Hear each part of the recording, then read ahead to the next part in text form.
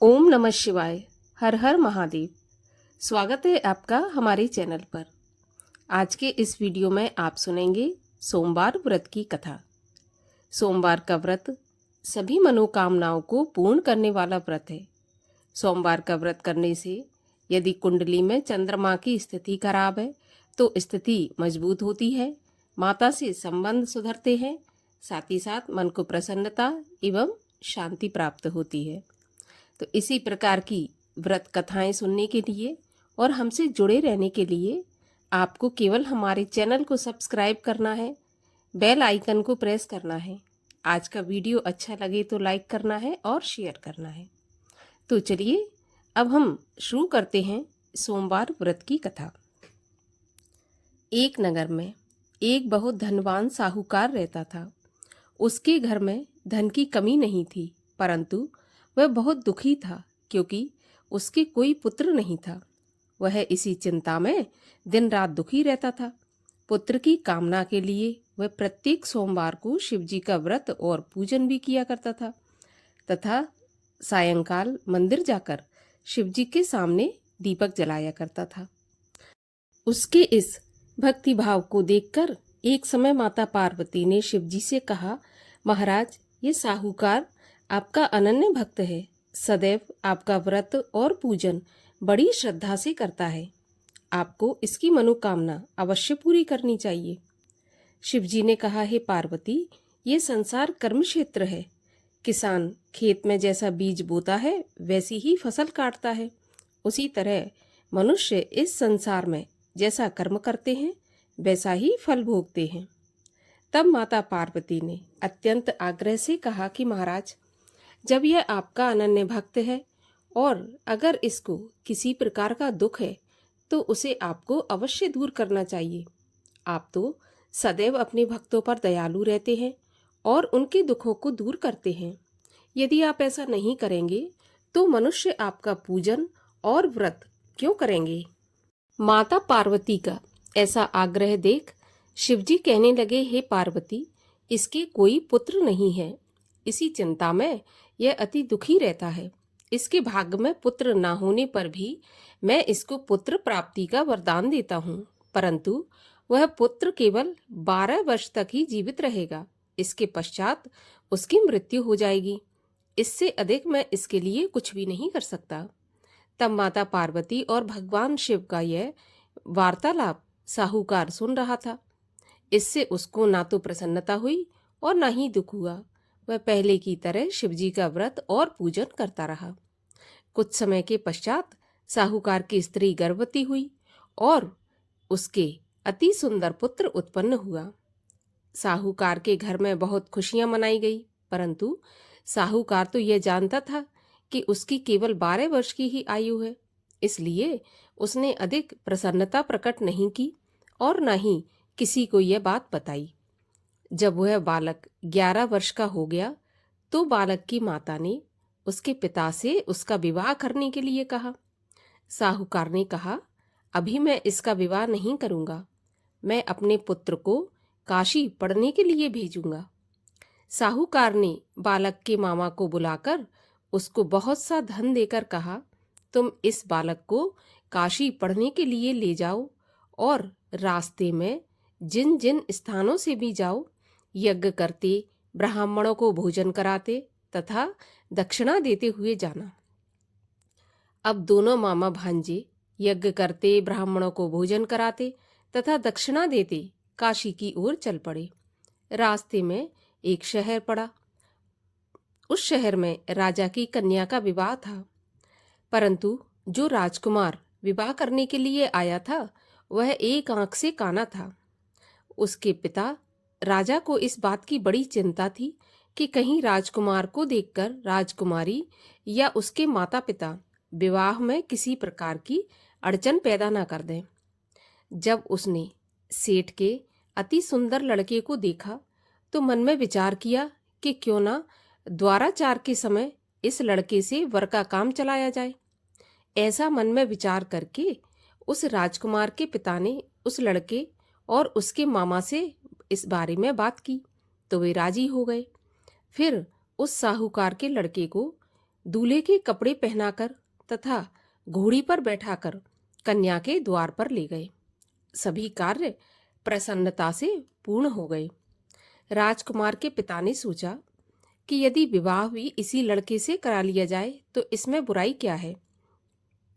ऐसा विचार कर लड़के और उसके मामा से कहा कि यदि आप फेरों और कन्यादान के काम को भी पूरा करा दें तो आपकी बड़ी कृपा होगी।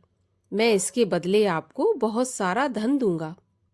दोनों ने इसे खुशी खुशी स्वीकार कर लिया। विवाह कार्य अच्छी तरह से संपन्न हो गया।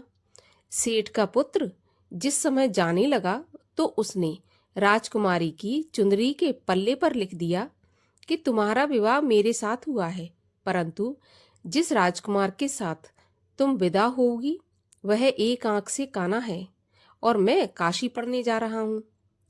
सेठ के लड़के के जाने के बाद राजकुमारी ने जब चुंदड़ी पर ऐसा लिखा देखा तो उसने काने राजकुमार के साथ जाने से मना कर दिया।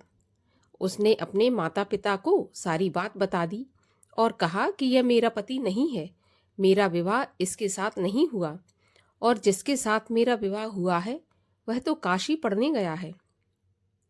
राजकुमारी के माता पिता ने अपनी कन्या को विदा नहीं किया और बारात वापस चली गई। उधर सेठ का लड़का और उसका मामा काशी पहुंच गए। वहां जाकर उन्होंने यज्ञ करना और लड़के ने पढ़ना शुरू कर दिया। जब लड़के की आयु 12 साल की हो गई, उस दिन उन्होंने यज्ञ रच रखा था। लड़के ने अपने मामा से कहा, मामा जी, आज मेरी तबीयत कुछ ठीक नहीं है। तब मामा ने कहा कि अंदर जाकर सो जाओ। लड़का अंदर जाकर सो गया और थोड़ी ही देर में उसके प्राण निकल गए। जब उसके मामा ने आकर देखा कि उसका भांजा मरा पड़ा है तो उसको बड़ा दुख हुआ। उसने सोचा कि अगर मैं अभी रोना पीटना मचा दूंगा तो यज्ञ का कार्य अधूरा रह जाएगा। अतः उसने जल्दी से यज्ञ का कार्य समाप्त करवाकर ब्राह्मणों के जाने के बाद रोना पीटना शुरू कर दिया। संयोगवश उसी समय शिव पार्वती उधर से जा रहे थे।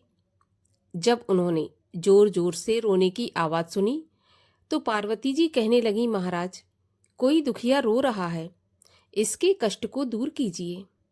जब शिव पार्वती वहां पहुंचे तो उन्होंने पाया कि वहां पर एक लड़का मरा पड़ा था। तब माता पार्वती कहने लगी कि प्रभु, यह तो वही सेठ का लड़का है जो आपके वरदान से उत्पन्न हुआ था। शिवजी ने कहा, पार्वती, इसकी आयु इतनी ही थी और यह अपनी आयु भोग चुका। तब पार्वती जी ने कहा कि महाराज, इस बालक को कुछ आयु और दे दो, नहीं तो इसके माता पिता तड़प तड़प कर मर जाएंगे। माता पार्वती के बार बार आग्रह करने पर शिवजी ने उसको जीवन का वरदान दे दिया और शिवजी की कृपा से वह लड़का जीवित हो गया। शिवजी और पार्वती कैलाश पर्वत पर चले गए। इधर शिक्षा पूरी होने पर वह लड़का और उसका मामा उसी प्रकार से यज्ञ करते, ब्राह्मणों को भोजन कराते तथा दक्षिणा देते हुए अपने घर की ओर चल पड़े। रास्ते में उसी शहर में आए जहां उस लड़के का वहां की राजकुमारी के साथ विवाह हुआ था। वहां आकर उन्होंने यज्ञ आरंभ कर दिया। उस लड़के के ससुर वहां के राजा ने उसको पहचान लिया और महल में ले जाकर उसकी बहुत आव भगत की। फिर बहुत से दास दासियों सहित आदर पूर्वक अपनी राजकुमारी और जमाई राजा को विदा कर दिया। जब वे अपने नगर के निकट आए तो मामा ने कहा कि मैं पहले तुम्हारे घर जाकर तुम्हारे माता पिता को खबर करके आता हूँ। जब उस लड़के का मामा घर पहुंचा तो वो क्या देखता है कि लड़के के माता पिता घर की छत पर बैठे थे। उन्होंने ये प्रण कर रखा था कि यदि हमारा पुत्र कुशलता से लौट आया तो हम राजी खुशी नीचे आ जाएंगे, नहीं तो छत से कूदकर अपने प्राण दे देंगे। उस लड़के के मामा ने आकर जब यह समाचार दिया कि आपका पुत्र आ गया है, तब उनको विश्वास नहीं हुआ। तब मामा ने शपथ पूर्वक कहा कि आपका पुत्र अपनी पत्नी तथा बहुत सारा धन साथ लेकर आया है। तो फिर सेठ प्रसन्नता से भर उठा। सेठ सेठानी आनंदपूर्वक नीचे आए। बाहर आकर उन्होंने अपने पुत्र तथा उसकी पत्नी का भरपूर स्वागत किया और सभी प्रसन्नता के साथ रहने लगे। तो जो भी कोई सोमवार के व्रत को धारण करता है अथवा इस कथा को पढ़ता या सुनता है, उसके सब दुख दूर होकर उसकी समस्त मनोकामनाएं पूर्ण होती हैं तथा इस लोक में नाना प्रकार के सुख भोग कर अंत में सदा शिव के लोक को प्राप्त होता है। बोलिए शिव जी महाराज की जय। और अब सुनते हैं चंद्रदेव की कहानी, जिसको सुनने से भगवान शिव अत्यंत प्रसन्न होते हैं और साथ ही साथ चंद्रदेव की भी कृपा प्राप्त होती है। तो चलिए चंद्रदेव की कहानी सुनते हैं, कैसे भगवान ने चंद्रदेव को अपने मस्तक पर धारण किया था। एक समय की बात है, चंद्रमा महर्षि अत्रि के पुत्र थे। उन्होंने 10,000 वर्षों तक कठोर तपस्या करके ब्रह्मा जी को प्रसन्न किया और वरदान स्वरूप औषधियों, जल तथा ब्राह्मणों के अधिपति बने। उनका विवाह प्रजापति दक्ष की 27 कन्याओं के साथ हुआ, लेकिन इस सम्मान, वैभव और ऐश्वर्य ने उन्हें अहंकारी बना दिया। एक बार चंद्रदेव किसी कारणवश देव गुरु बृहस्पति से मिलने उनके आश्रम में गए, लेकिन उस समय बृहस्पति आश्रम में नहीं थे। वहां उनकी दृष्टि देवगुरु की पत्नी तारा पर पड़ी। सुंदरता और यौवन से परिपूर्ण तारा को देखकर चंद्रमा मोहित हो गए। कामपाश ने उन्हें जकड़ लिया।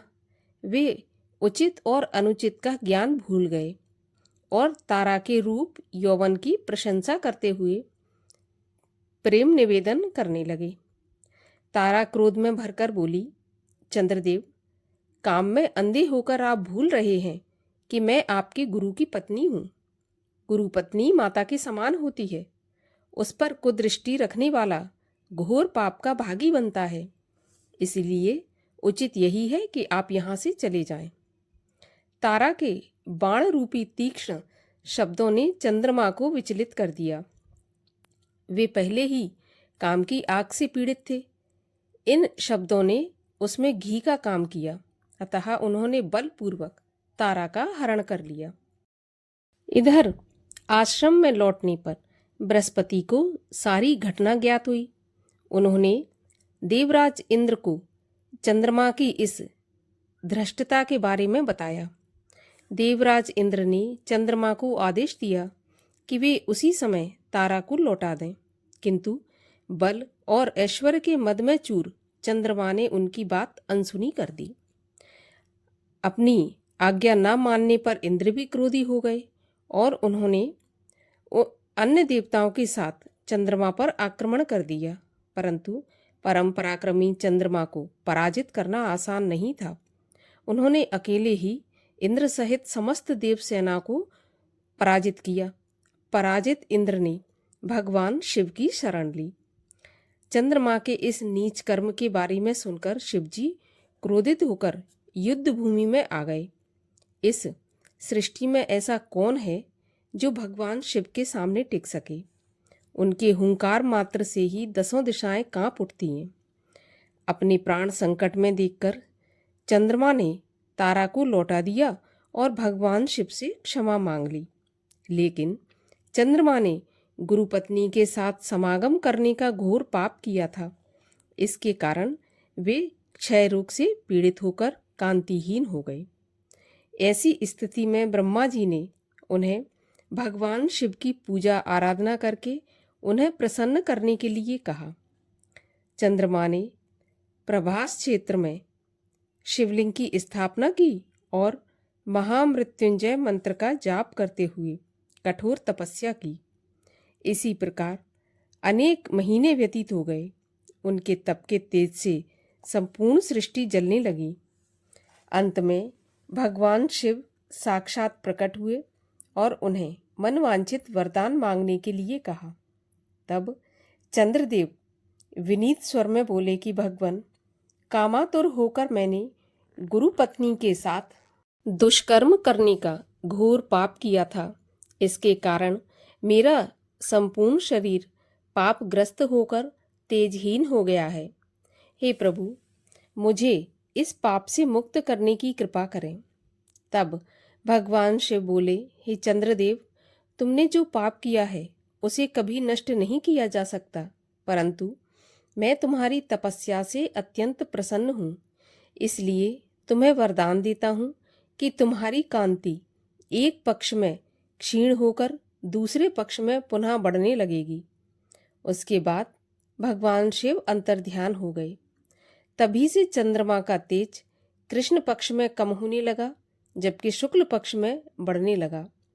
उनका पूर्ण रूप से कांतिहीन हो जाना ही अमावस्या कहलाता है, जबकि पूर्णिमा में वे पूरी तरह से कांति युक्त होते हैं। उन्होंने जिस स्थान पर बैठकर तपस्या की थी वह स्थान सोमेश्वर तीर्थ के नाम से भी प्रसिद्ध हुआ। बोलिए सोमेश्वर महादेव की जय। भगवान शिव की आरती।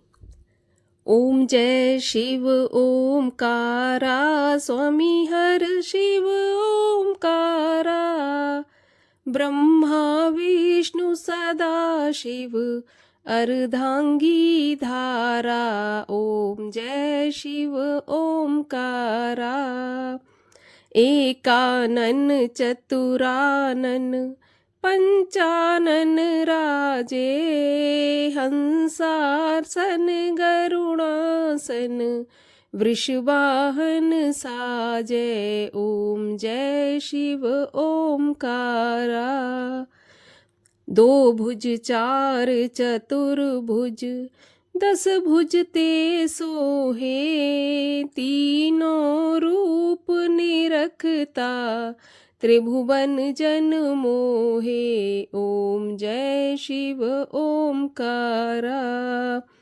अक्षमाला वनमाला मुंडमाला धारी, चंदन मृग मद सोहे, भोले शुभकारी। ओम जय शिव ओमकारा, श्वेतांबर पीतांबर बाघंबर अंगे, सनकादिक ब्रह्मादिक भूतादिक संगे। ओम जय शिव ओमकारा, करके मध्य कमंडल चक्र त्रिशूल धारी, सुखकारी दुखहारी जग पालनकारी।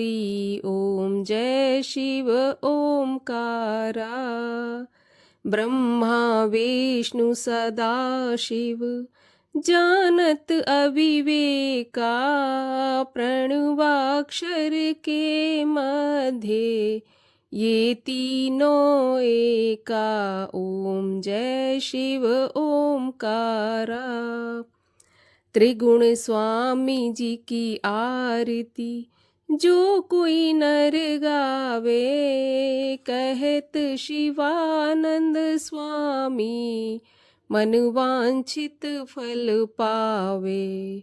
ओम जय शिव ओमकारा। बोलिए शिवजी महाराज की जय।